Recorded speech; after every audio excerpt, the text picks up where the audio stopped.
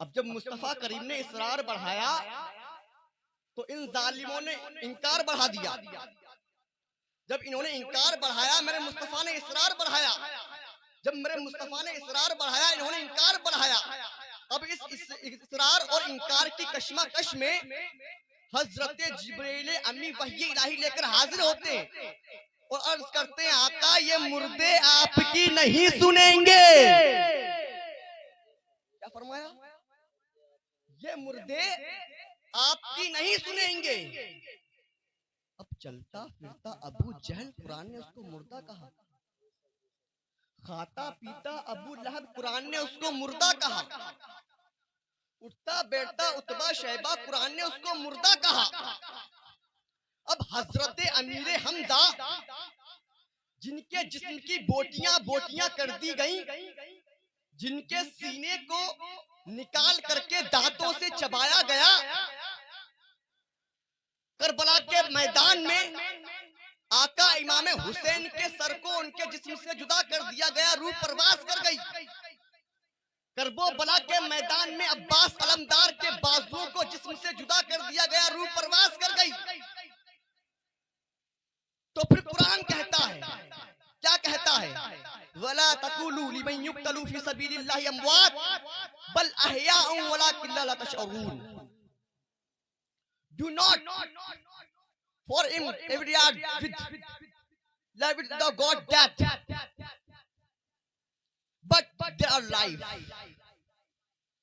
तो कुरान कहता है, अल्लाह का कुरान कहता है, क्या कहता है? कि जो खुदा की राह में शहीद कर दिए जाएं उन्हें मुर्दा ना कहो, बल्कि वो जिंदा है। तो अब मैंने सवाल किया अबू जहल से, ए अबू जहल जरा तू बता, तू चलता है फिरता है खाता है बैठता है, तेरे जिस्म के अंदर रूह मौजूद है, मगर कुरान तुझको मुर्दा कह रहा है, आखिरकार क्यों?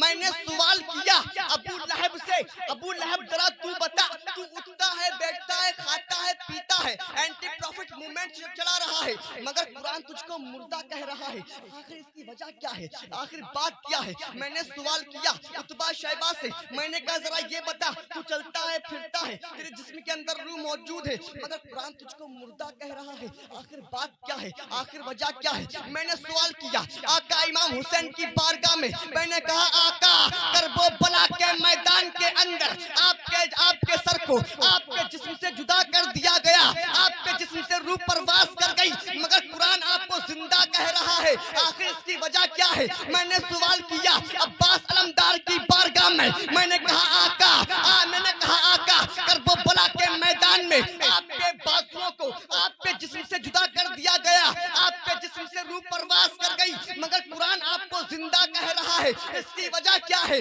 मैंने सवाल किया आका अमीर हमजा की बारगाह में, मैंने कहा आका आपके जिस्म की बोटियां बोटियां कर दी गई, आपके सीने को निकाल कर दांतों से चबाया गया, आपके जिस्म से रूह परवास कर गई, मगर कुरान आपको जिंदा कह रहा है, आखिर इसकी वजह क्या है? तो जवाब आता है अबू जहल की जानिब से, जवाब आता है अबू लहब की जानिब से, जवाब आता है उतबा शैबा की जानिब से कि नबी की गद्दारी ने हमको जीने नहीं दिया। अरे मियां जवाब आता है आका इमाम हुसैन की बारगाह से, जवाब आता है अमीर हमजा की बारगाह से, जवाब आता है अब्बास अलमदार की बारगाह से कि नबी की वफादारी ने हमको मरने नहीं दिया है। अजीजान मोहतरम, मलिकुल मौत आएंगे तो मुर्दा नहीं आएंगे तो जिंदा, जिंदगी और मौत का खेल मलिकुल मौत से नहीं है। तो पता ये चला, मालूम ये हुआ कि नबी से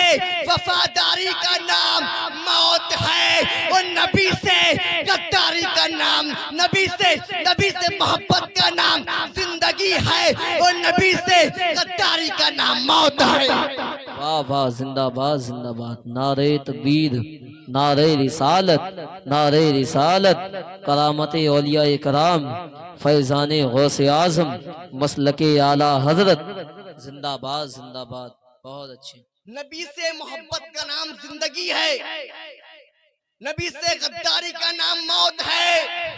अबू बकर नबी के वफादार जिंदा, उमर नबी के वफादार जिंदा, उस्मान नबी के वफादार जिंदा, अली उल मुर्तजा नबी के वफादार जिंदा,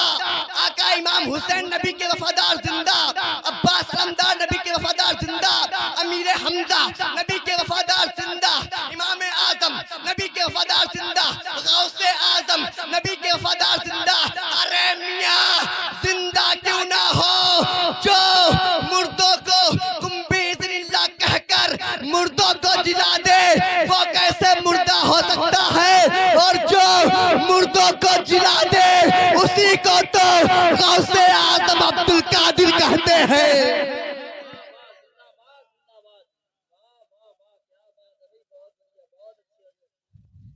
मुर्दा कहते हैं। अरे जो मुर्दों को जिलाए वो मुर्दा कैसे हो सकते हैं?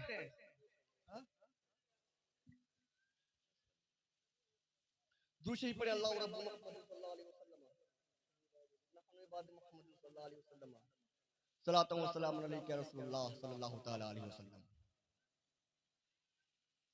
सरकारे गौसे आजम रदियल्लाहु तआला अन्हु अभी अपनी वालिदा माजिदा की शिकम अतहर में मौजूद हैं। भाई आराम से बैठे, सुकून से बैठे, और मैं चाहता हूँ आपका फोकस मेरी तरफ रहे, इधर उधर ना घूमे आप, ठीक है? इत्मीनान से सुने, बात समझ में आए तो सुभान अल्लाह कहें, ना समझ में आए फिर भी सुभान अल्लाह कहें। बेनिफिट आपका, सवाब आपको मिलेगा। तो मैं अर्ज कर रहा था कि सरकारे गौसे आजम रदियल्लाहु ताला अन्हु अभी अपनी वालिदा माजिदा के शिकम अतहर में मौजूद है और आपकी वालिदा घर के काम काज में मशरूफ है। होता क्या है कि आपके घर के दरवाजे के सामने से एक फकीर का गुजर होता है और वो फकीर देखता है कि सादात का घर है। वो सलाम पेश करता है, अस्सलामु अलैकुम व रहमतुल्लाहि ताला व बरकातुहू। घर के अंदर से कोई जवाब नहीं आता, वो फकीर चला जाता है। अब दिन बीतते जाते हैं, साल गुजरते हैं, महीने गुजरते हैं, साल गुजरते हैं। आखिर वो लम्हा भी आ गया। कौन सा लम्हा? जब सरकार गौसे आजम रदियल्लाहु ताला अन्हु इस दारे फानी में तशरीफ लाए। कहें सुभान अल्लाह। आपकी विलादत हुई, अब आपकी परवरिश हो रही है। आपकी वालिदा आपको पाल रही है, पोस रही है, परवरिश कर रही है। दिन गुजरते जा रहे हैं, महीने गुजरे, साल गुजरे, आप थोड़े समझदार हो गए। अब आप अपने घर के बाहर तशरीफ ले जाते हैं सैर व तफरीह के लिए। आप क्या देखते हैं कि सामने एक बुजुर्ग है।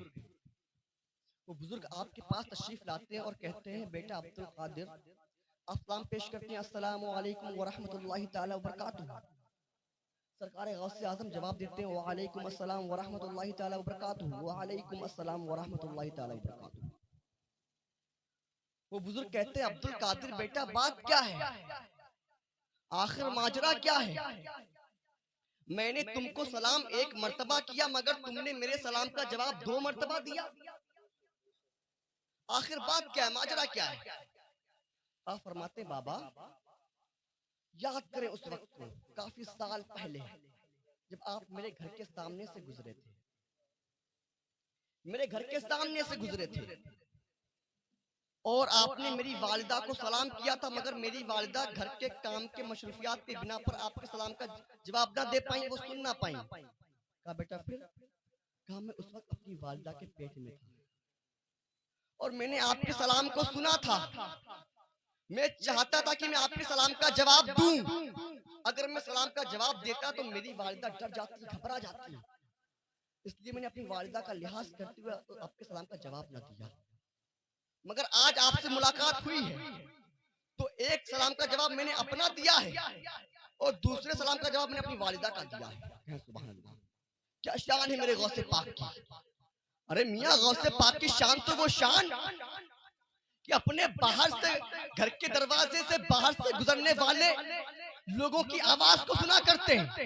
मेरे गौसे पाक की शान तो वो शान है कि गौसे पाक हजारों मील की दूरी की आवाज को सुना करते हैं। गौसे पाक की शान तो वो शान है कि गौसे पाक करोड़ों मील की दूरी की आवाज को भी सुना करते हैं। गौसे पाक की शान तो वो शान है कि गौसे पाक हजारों मील की दूरी की आवाज को सुना करते हैं। गौसे पाक की शान तो वो शान है कि गौसे पाक हिंदुस्तान के लोगों की आवाज को भी सुना करते हैं। अरे मियां अब्दुल कादिर की शान तो वो शान है कि अब्दुल कादिर पाकिस्तान के लोगों की आवाज को भी सुना करते हैं। अब्दुल कादिर की शान तो वो शान है कि अब्दुल कादिर अफगानिस्तान के लोगों की आवाज को भी सुना करते हैं। अब्दुल कादिर की शान तो वो शान है कि अब्दुल कादिर अमेरिका और चीन के लोगों की आवाज को भी सुना करते हैं। अब्दुल कादिर की शान तो वो शान है कि अब्दुल कादिर पूरी दुनिया दुनिया के लोगों की आवाज को सुना करते हैं। अरे मियां खुलासा ये है गौसे आजम की, अब्दुल कादिर की शान तो ये शान है कि हिंदुस्तान के जिला एटा में एक छोटे से गांव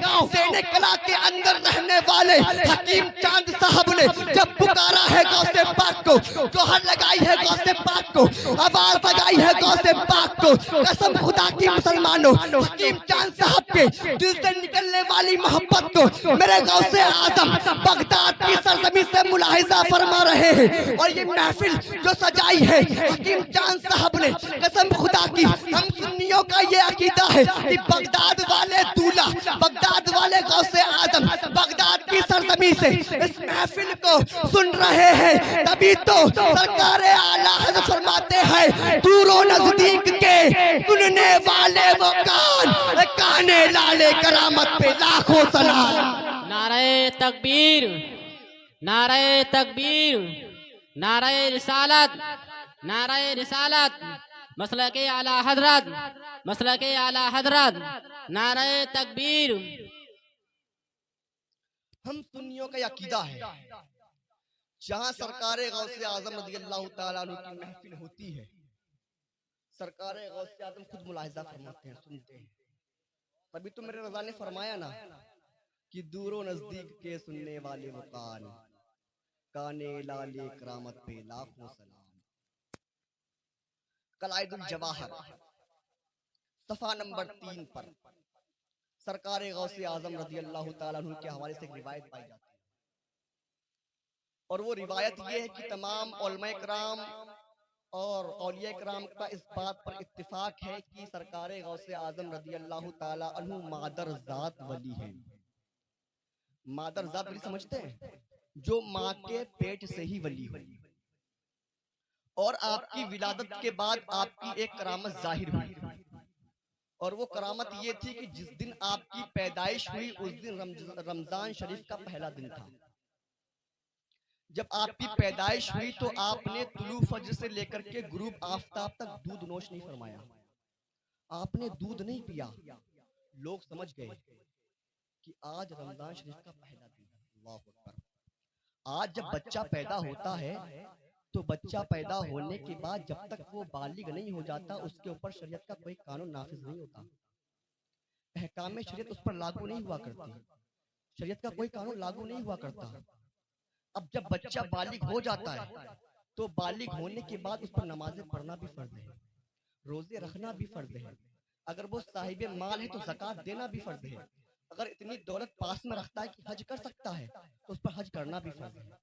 मगर कुर्बान जाए सरकार गौसे आजम पर, अभी आपकी विलादत हुई है, पैदाइश हुई है, शरीयत का कोई कानून आप पर नाफिज नहीं हुआ, उसके बावजूद आप तुलू फज्र से लेकर के गुरूब आफताब तक दूध नोश नहीं फरमाते, दूध नहीं पीते, मुसलसल रोजे रखते चले जा रहे हैं। आखिर बात क्या है, आखिर माजरा क्या है? गोया की सरकार गौसे आजम रज़ियल्लाहु ताला अन्हु अपने मुरीदों को, अपने गुलामों को ये सबक देना चाहते हैं और बताना ये चाहते हैं, अरे मेरे गुलामों सुनो सुनो, मेरे मुरीदों सुनो सुनो, ये दुनिया इधर से उधर हो जाए मगर तुम इस्लाम के कवानीन को फॉलो करते रहना, अहकाम शरीयत के दामन को मजबूती से थामे रहना। अगर तुम अहकाम शरीयत के दामन को मजबूती से पकड़े रहोगे, शरीयत के कवानीन को फॉलो करते रहोगे तो ये दुनिया तुम्हारे आगे झुकती हुई नजर आएगी, ये दुनिया तुम्हारे सामने अपने सर को खम कर देगी। अजीजाने मोहतरम, सरकार गौसे आजम रज़ियल्लाहु ताला अन्हु की ये करामत पूरे जिलान शहर में मशहूर हो गई और हर जगह ये शोहरा और चर्चा था कि सादात के घराने में एक ऐसा बेटा पैदा हुआ है जो तुलू फज्र से लेकर के गुरूब आफताब तक दूध नोश नहीं फरमाता, दूध नहीं पीता, मुसलसल रमजान के रोजे रखते चले जा रहा है। अजीजाने मोहतरम, तभी शायर कहता है जो रहे पाबंद अहकाम शरीयत इब्तिदा ही से ना छूटा, शेर ख्वारी में भी रोजा गौसे आजम का। छोड़ते हुए नजर आते हैं, रोजे हम नहीं रखते, नमाजें हम नहीं पढ़ते, ज़कात हम नहीं देते और दावा करते हैं सरकार गौसे आजम से मोहब्बत का। आज सरकार गौसे आजम के नाम पर लंगर चलता है, डेगों पे डेग उतरती हैं, मुर्गे पे मुर्गे काटे जाते हैं। पूछते भाई मुर्गे क्यों काटते हो? तो जवाब मिलता है कि सरकार गौसे आजम को मुर्गा बहुत पसंद था, तो उनको मुर्गा पसंद था इसलिए वो मुर्गे काटते हैं, देगों पे देग उतरवाते हैं। मगर उनसे ये पूछो जरा कि इसके अलावा और क्या पसंद था सरकार गौसे आजम को? सरकार गौसे आजम ने कभी नमाज नहीं छोड़ी, कभी रोजा नहीं छोड़ा, कभी ज़कात देना नहीं भूले। आपने तो सरकार गौसे आजम का मुर्गा याद रखा, मगर सरकार गौसे आजम नमाज पढ़ा करते थे वो भूल गए, रोजे रखा करते थे वो भूल गए, ज़कात दिया करते थे वो भूल गए, नेक काम क्या करते थे वो भूल गए। एक टांग पर खड़े होकर के पूरा कुरान शरीफ पढ़ दिया करते थे वो भूल गए। याद क्या रखा हमने? सिर्फ मुर्गा, देगों पे देग उतरवाना, लंगर पे लंगर करना। तो कसम खुदा की मुसलमानों, अगर सरकार गौसे आजम को राजी करना चाहते हो, उन्हें मनाना चाहते हो, तो तुम देगों पे देगे उतरवाओ या ना उतरवाओ, मुर्गे की बिरयानी बनवाओ या ना बनवाओ, गौसे आजम तुमसे नाराज नहीं होंगे। मगर अगर तुमने नमाजें छोड़ी, रोजे छोड़े, ज़कात नहीं दी, तो कसम खुदा की गौसे आजम तुमसे कभी राजी नहीं होंगे। तो जो असल है उसको भूल गए, जो फराती उसको ले लिया। तो पैगाम ये है कि आप जिस तरीके से सरकार गौसे आजम से मोहब्बत करते हैं, मोहब्बत का दम भरते हैं, तो खुदा रा उनकी बातों पर अमल किया करें, उनकी जिंदगी को पढ़े, उनकी हिस्ट्री को पढ़े, तब आपको पता लगेगा कि सरकार गौसे आजम रज़ी अल्लाह ताला ने किस तरीके से जिंदगी गुजारी। मैं आखिरी बात कहकर अपनी जगह लेना चाहता हूँ। कलाइदुल जवाहर सफा नंबर 50 पर सरकार गौसे आजम रज़ी अल्लाह ताला अन्हु के हवाले से एक रिवायत पाई जाती है, और वो रिवायत ये है कि सरकार गौसे आजम रज़ी अल्लाह ताला अन्हु अपने बचपन का वाक़या खुद बयान फरमाते हैं। आप फरमाते हैं कि बचपन में जब मैं सैर व तफरीह के लिए घर से बाहर निकलता और मैं जब बच्चों को देखता खेलते हुए, तो मेरा बड़ा दिल चाहता कि मैं इन बच्चों के साथ खेलूं। आप फरमाते हैं जैसे ही मैं अपना कदम बच्चों की तरफ खेलने के लिए बढ़ाता, तो मेरे कानों में एक गैबी आवाज आया करती, और वो आवाज क्या थी? वो आवाज ये थी, ऐ मुबारक वाले बच्चे मेरी तरफ आ जाओ, ऐ मुबारक वाले बच्चे मेरी तरफ आ जाओ। बहाजतुल असरार सफा नंबर 47, कलाइदुल जवाहर सफा नंबर 9 पर सरकार गौसे आजम रज़ी अल्लाह ताला अन्हु के हवाले से एक रिवायत और पाई जाती है। आपसे किसी साइल ने सवाल किया कि आका आपको अपनी विलायत का इल्म कब हुआ? तो आप फरमाते कि जब मैं 10 साल का था, जब मैं अपने घर से मकतब के लिए पढ़ने के लिए जाता, घर से बाहर निकलता, तो मैं क्या देखता था कि मेरे पीछे पीछे फरिश्तों का हुजूम चल रहा है। सुभान अल्लाह। क्या फरमाते कि मेरे पीछे पीछे फरिश्तों का हुजूम चल रहा है। और आप फरमाते हैं जैसे ही मैं मकतब के अंदर अपना कदम रखता और दरसगाह के अंदर बढ़ने के लिए अपना कदम उठाता, तो उन फरिश्तों को ये कहते हुए सुनता, इफ्तहूली वलील्लाह, इफ्तहूली वलील्लाह, अल्लाह के वली के लिए बैठने की जगह कुशादा करो। और आप फरमाते हैं ये आवाज सारे मकतब वाले सुना करते थे। बहाजतुल असरार सफा नंबर 255 पर एक रिवायत और पाई जाती है। आप फरमाते, सरकार गौसे आज़म फरमाते हैं कि एक वक्त में अपने घर से निकला सैर व तफरीह के लिए, रास्ते में जा रहा था, तो मैंने क्या देखा कि एक बैल चलता हुआ आ रहा है, बैल, और उस बैल ने बड़ी फसीह व बलीग अंदाज में मुझसे गुफ्तगू की।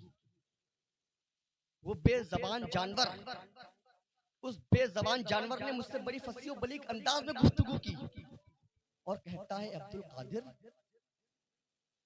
तुम्हें इस बात का हुक्म नहीं दिया गया, तुम सैर व तफरीह के लिए पैदा नहीं किए गए, तुम्हें इस बात का हुक्म नहीं दिया गया, तुम इसलिए पैदा नहीं किए गए।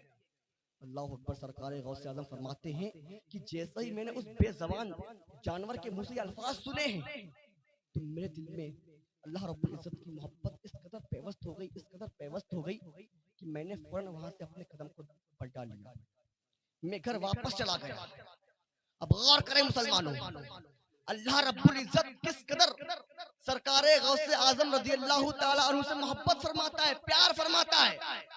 क्योंकि कभी आपको इलैया या मुबारक की सदाएं दे देकर रोक देता है, कभी फरिश्ते आपको मकतब छोड़ने के लिए जाते हैं, कभी फरिश्ते आपके बैठने के लिए जगह कुशादा करवाते हैं, कभी बेज़बान जानवर आपसे गुफ्तगू क्या करते हैं। ये तमाम वाक़यात आपके बचपन शरीफ के हैं, इसलिए कि आगे चल कर के सरकारे गौसे आजम रज़ी अल्लाह ताला अन्हु को विलायत के, गौसियत के अज़म अजीम मनसब पर फाइज होना था। अजीज़ाने मोहतरम, अब वो वक्त भी आ जाता है कि जहां तमाम औलिया किराम की गर्दनें हैं, वहां सरकारे गौसे आजम रज़ी अल्लाह ताला अन्हु का कदमे मुबारक है। तभी तो आला हजरत मुजद्दिदे दीनो मिल्लत शाह इमाम अहमद रजा खान फाजिले बरेलवी अलैहि रहमत रिज़वान पुकार उठते हैं, वाह क्या मर्तबा आए गौस है बाला तेरा, ऊंचे ऊंचों के सरों से है कदम आला तेरा, और सर भला क्या कोई जाने कि है कैसा तेरा। अरे औलिया मलते हैं आंखें वो है तलवार तेरा। वाह वाह, जिंदाबाद जिंदाबाद। नारे तकबीर, नारे रिसालत, फैजाने गौसे आजम, करामते गौसे आजम, शाने गौसे आजम, फैजाने गौसे आजम, मसलके आला हजरत। नारे तकबीर, नारे रिसालत। आज पूरी पूरी रात कॉन्फ्रेंस होती है, तकरीरें होती हैं, नसीहत होती हैं, मगर आवाम पर इसका कोई असर नहीं पड़ता। आज हम गुनाहों में उतना ही ज्यादा ढलते जा रहे हैं। आज शराब नोशी हमारे अंदर पाई जाती है, जिनाखोरी हमारे अंदर, हरामखोरी हमारे अंदर, शराब हम पीते हैं, जुआ हम खेलते हैं, गालियां हम बकते हैं, दूसरों की जमीनें हम हड़पते हैं। मगर मुसलमानों जानते हो, आज तुम्हें मारा जाता है, काटा जाता है, पीटा जाता है, तुम्हारी इज्जतों से खेला जाता है। क्यों? क्योंकि आज तुम अपनी बर्बादी का सबब खुद बने बैठे। और इसकी असल वजह यह है कि आज तुमने अहकामे शरीयत के दामन को जो मजबूती से थामना था उसको छोड़ दिया, शरीयत के कवानीन को फॉलो करना था उसको छोड़ दिया, अनफॉलो करते आ रहे हैं। हमें बुजुर्गों की हिस्ट्री को पढ़ना था, बुजुर्गों की तारीख पढ़कर कुछ हासिल करना था। आज हमने अपनी बुजुर्गों की हिस्ट्री को पढ़ना बंद कर दिया, उनके चैप्टर को क्लोज कर दिया, उनके हवाले से कुछ नहीं पढ़ते। वो हमें जो जिंदगी, जो हमें ज़ाब्ते बता करके गए, जो तरीका बता करके गए, आज हम उस अमल नहीं किया करते। और जो दीन मेरे मुस्तफा लेकर के आए थे, जो दीन मेरे मुस्तफा लेकर के आए हैं, जो तरीका मेरे मुस्तफा ने दिया जिंदगी गुजारने का, जो ज़ाब्ते, जो कानून मेरे मुस्तफा ने बनाए हैं जिंदगी गुजारने के, आज हम उनसे बेजार हैं, उनको छोड़ दिया, उन तरीकों को छोड़ दिया, सुन्नत तरीके से जिंदगी को गुजारना छोड़ दिया। तो कसम खुदा की मुसलमानों, अफजल रजा कहता है, अगर तुम चाहते हो दुनिया में, तुम कामयाबी चाहते हो, दुनिया में फतह चाहते हो, अरे मियाँ तो पलट आओ उस दिन की तरफ, पलट आओ उस दिन की तरफ जिसको लेकर के मेरे मुस्तफा करीम आए हैं, जिसकी हिफाजत अबू बकर ने की है, जिसकी हिफाजत उमर ने की है, जिसकी हिफाजत उस्मान ने की है, जिसकी हिफाजत अली मुर्तजा ने की है, जिसकी हिफाजत करबला के मैदान में इमाम हुसैन ने सर दे करके की है, जिसकी हिफाजत करबला के मैदान में अब्बास अलमदार ने अपने बाजुओं को दे करके की है, जिसकी हिफाजत इमाम आजम ने की है, जिसकी हिफाजत गौसे आजम ने की है, जिसकी हिफाजत आला हजरत ने की है, जिसकी हिफाजत ताज शरिया ने की है। और फिर ताज शरिया की बोलती में ये बोलते हुए नजर आओ, जिंदगी ये नहीं है किसी के लिए, जिंदगी है नबी की, नबी के लिए ना समझ मरते हैं जिंदगी के लिए, अरे जीना मरना है सब कुछ नबी के लिए। अगर चाहते हो दुनिया में फतह चाहते हो, कामयाबी चाहते हो, तो पलट आओ उस दीन की तरफ जिसको लेकर के मेरे मुस्तफा करीम आए।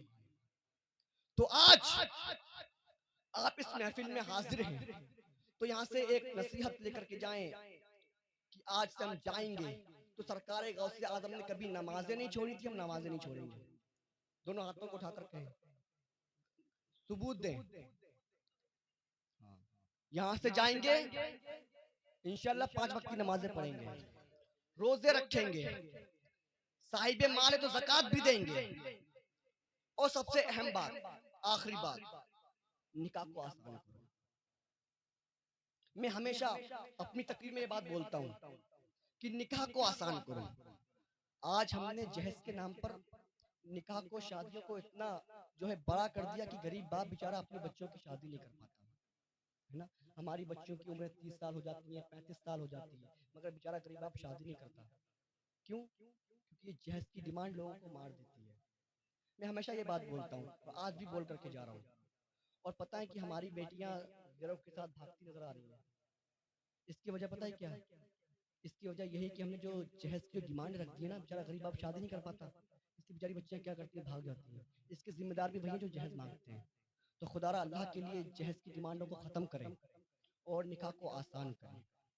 अल्लाह ताला की बारगाह में दुआ है, मौला मैंने जो कुछ भी बोला, मेरे बोलने में जो भी गलतियां खामियां हो गई हों, सबको माफ़ अता फरमा, और जो भी नसीहत मैंने आप लोगों को की उस पर सबसे पहले मुझे अमल करने की तौफीक अता फरमाए।